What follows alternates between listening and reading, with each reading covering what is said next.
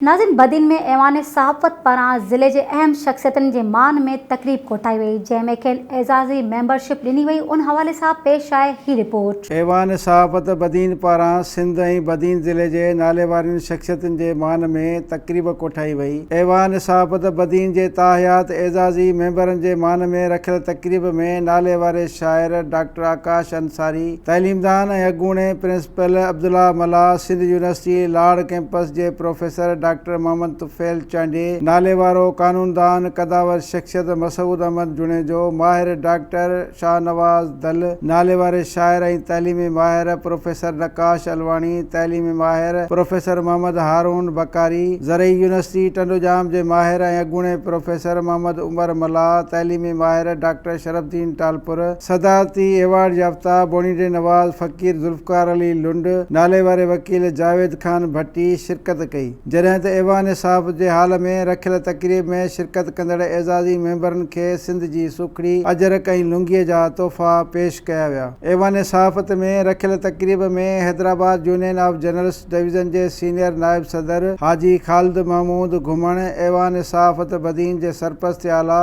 ऐं सीनियर सहाफ़ी मोहम्मद हाशिम बुरगड़ी, ऐवान सहाफ़त जे सदर Lala Mohammad Haroon Gopang, general secretary Shafi Mohammad Junejo, social secretary Ali Mohammad Shahani, joint secretary Akhtar Ali Khoso, Younus Bakari, Sardar Khan Bhatti, senior सहाफ़ी इमदाद बलोच। ऐवान सहाफ़त ज़िले बदीन जे मेंबरनि मुख़्तलिफ़ प्रेस क्लबनि कढण, खोसकी, पंगरियो, टंडोबागो, मलकानी शरीफ़, तलार, मातली, गोलारची ऐं सिराणी खां आयल सहाफ़ियुनि वॾे अंग में शिरकत कई। ऐवान सहाफ़त हाल में रखियल तक़रीब खे नाले वारे शाइर डॉक्टर आकाश अंसारी ख़िताब कंदे चयो त जॾहिं इंसान दुनिया छॾे हलियो वेंदो आहे त खेसि ॾाढो यादि कयो वञे थो, पर असुल ज़िंदगी में जेका मञता ॾिनी वञे थी उहा वॾी ॻाल्हि आहे। प्रोफेसर अब्दुल्ला मला चयो त जंहिं तरह सां अवां मोहबतुनि सां गुल निछावर कया, उन दा कर्ज़ी बणाए छॾियो आहे। प्रोफेसर मोहम्मद तुफ़ैल चांडियो चयो त सहाफ़त ॾाढो ॾुखियो ऐं घण रुखो कमु आहे, तंहिं करे अवां खे हर इल्मु रखंदड़ माण्हूअ लाइ एज़ाज़ी मेंबर हुअणु घुरिजे।